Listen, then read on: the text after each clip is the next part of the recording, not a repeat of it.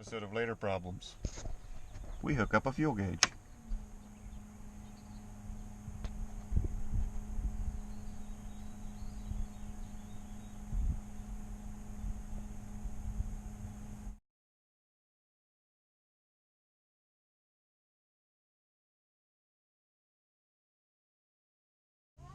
Alright, so this is me learning how to use my GoPro, and I'm going to try to hook up my fuel sender today. So we'll see if this focuses, but I'm going to give you a quick shot of my fuel sender. It's made by a company called Centroid. They're out of Florida. It's a capacitance style fuel sender.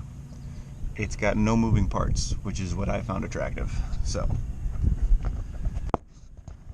right there is the fuel sender. You got to put your own leads on it, and I have gone to a Deutsch connector, and then I'm going to take this factory connector from the original sender, and I've got to take wires 2 and 4 out of it and connect it up to my sending unit.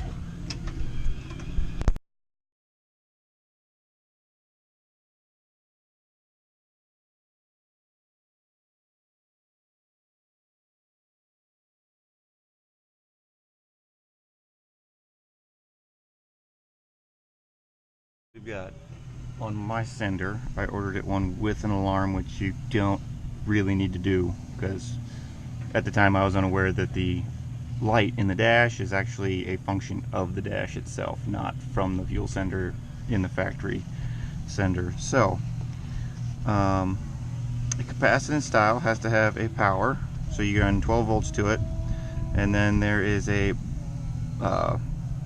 ground, which I have is a white wire on this one, and then the sender, which is a blue wire. Now on the factory wiring, it is a blue and black wire. Let's see if I can get a decent view of it here. There's a blue and black wire that goes from the sender to the dash.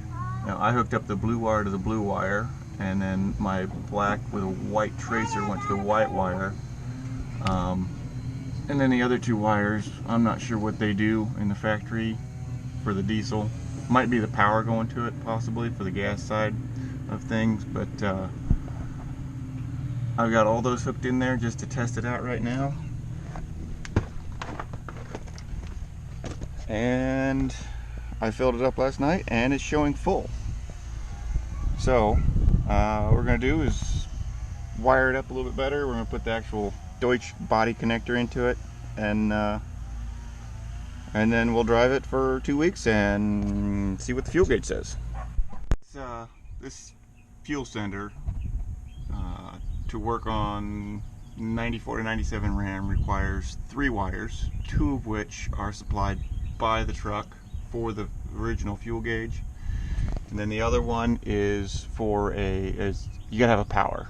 So all I did was, I already had power running to my lift pump down here, so I just took power off of that to go to the fuel sender in there, and then hooked up the other 2 wires that were factory, and now I have a fuel gauge that works.